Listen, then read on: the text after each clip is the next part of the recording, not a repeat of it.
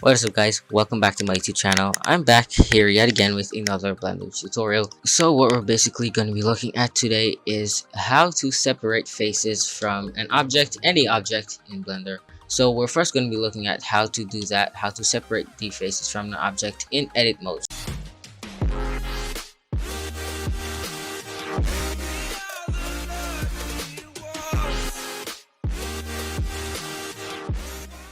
So to do that, I'm just going to hit tab and go into edit mode. And I'm in face select mode up here, so I'm gonna select this face, and if you guys bring it up, you guys are gonna notice that it is attached to the object, but I want it removed. So what you guys are gonna do is hit Y on your keyboard, and then as you guys can see, the face is separated.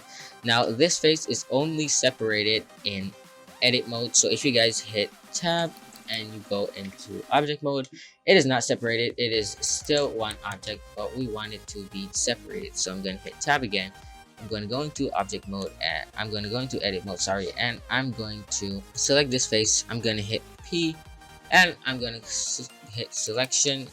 Now I'm going to hit tab, and as you guys can see, it is a separate object. If I click on it and I move it, our cube will not move. If I click on the cube and I move it, our face will not move.